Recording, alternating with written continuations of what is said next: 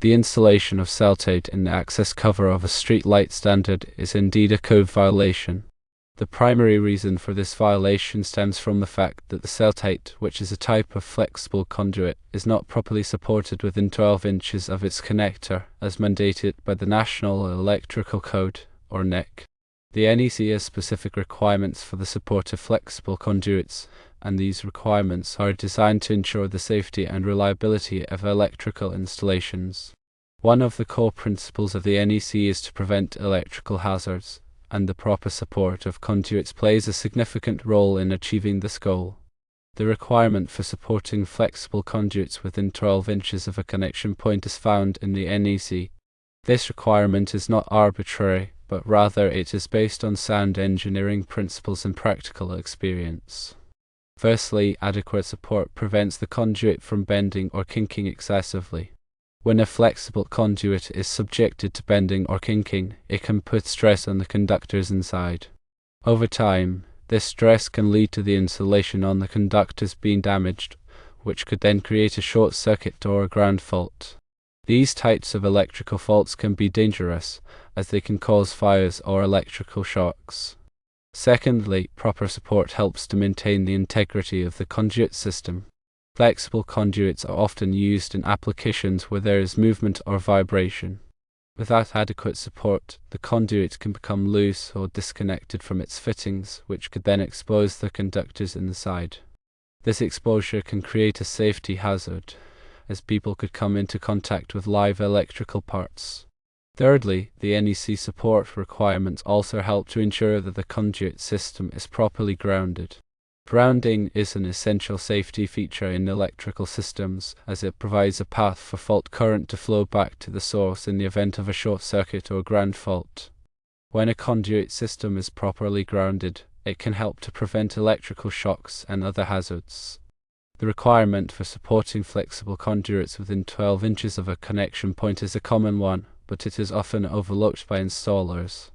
This can be due to a number of factors, including a lack of awareness of the requirement, a desire to save time or money, or simply a misunderstanding of the importance of proper support. In the specific case of the street light standard, the Sealtite is not supported between the connector and the access cover. This lack of support could cause the Sealtite to bend or kink, which, as previously mentioned, could damage the conductors and create a safety hazard. In addition to the NEC requirements, there may also be local electrical codes or regulations that apply to the installation of Sealtite in street light standards. It is important to check with the local electrical inspector to determine if there are any additional requirements that must be followed. To ensure compliance with the NEC and local electrical codes, it is essential to follow proper installation practices when working with flexible conduits. This includes firstly carefully planning the installation to ensure that the conduit can be properly supported. Secondly, using appropriate support hardware, such as straps, clamps, or hangers. Thirdly, spacing the supports according to the NEC requirement. Fourthly, making sure that the supports are securely fastened to the building structure or equipment. Fifthly, inspecting the installation after it is complete to ensure that the conduit is properly supported and that there are no signs of bending or kinking. By following these practices, installers can help to ensure the safety and reliability of electrical installations. It is worth noting that the NEC is a comprehensive document, and it covers a wide range of electrical topics. It is important to consult the NEC directly for specific requirements related to the installation of flexible conduits. The NEC is updated every 3 years, so it is essential to make sure that you are using the latest edition. In summary, the installation of Sealtite in the access cover of the street light standard is a code violation because the Sealtite is not properly supported within 12 inches of the connector as required by the NEC. This lack of support could cause the Sealtite to bend or kink, which could damage the conductors and create a safety hazard. It is important to follow proper installation practices and to consult the NEC for specific requirements related to the installation of flexible conduits. The NEC mandates that flexible metal conduit, or FMC, and liquid-tight flexible metal conduit, or LFMC, be securely fastened in place. This is to ensure that the conduit does not move or become damaged, which could compromise the safety of the electrical system. For FMC, support is required within 12 inches of boxes, conduit bodies, or fittings where flexibility is necessary to minimize vibration or for other specific reasons. In all other cases, support intervals should not exceed 4½ feet. For LFMC, similar support requirements exist. It must be securely fastened within 12 inches of boxes, conduit bodies, or fittings, and at intervals not exceeding 4½ feet. However, for lengths not exceeding 3 feet at terminals where flexibility is required, support is only required within 12 inches of the termination. These requirements are outlined in the NEC, specifically Article 300.11 regarding securing and supporting, and Article 348 and 350 covering FMC and LFMC respectively. These articles detail the specific methods and materials that are acceptable for supporting these types of conduits.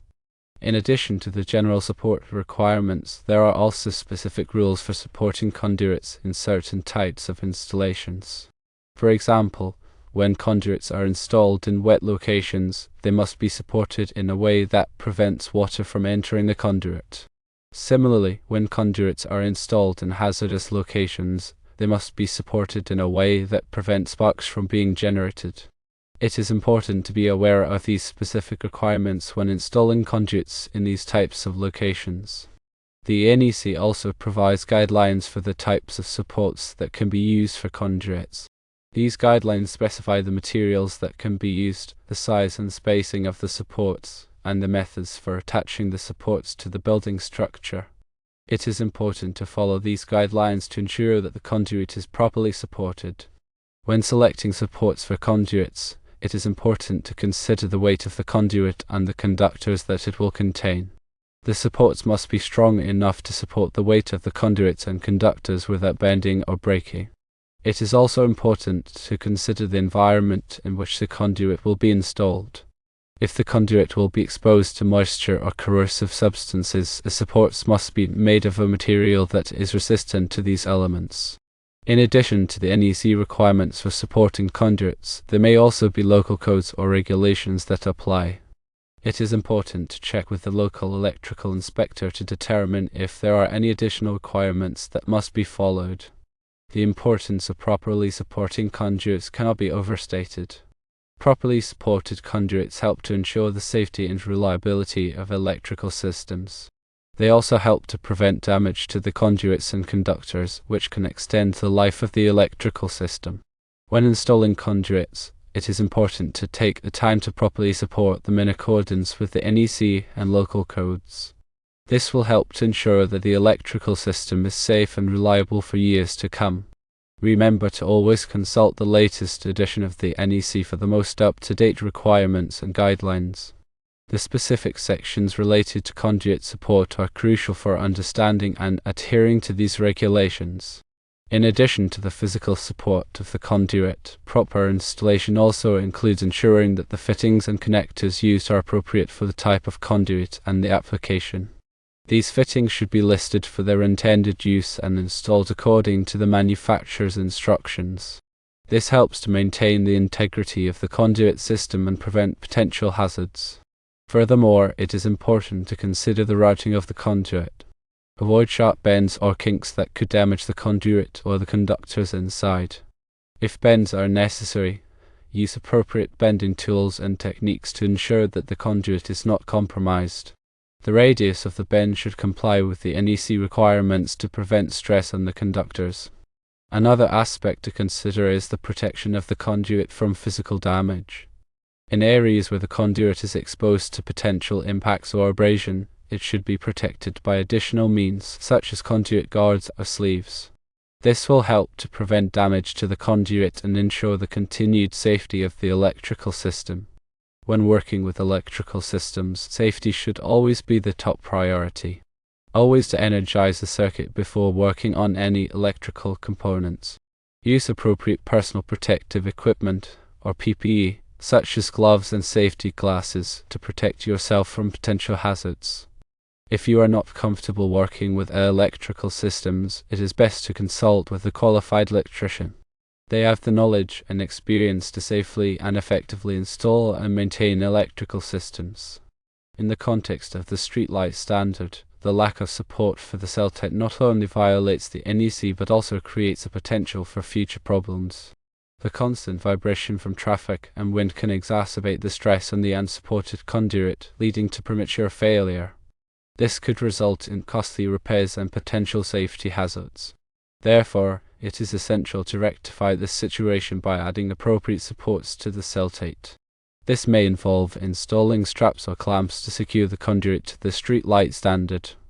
The support should be installed in accordance with the NEC requirements and the manufacturer's instructions. By addressing this code violation and providing proper support for the Sealtite, you can ensure the safety and reliability of the street light electrical system. This will help to prevent potential hazards and extend the life of the installation. In conclusion, the installation of Sealtite in the access cover of the streetlight standard without proper support is a clear violation of the NEC.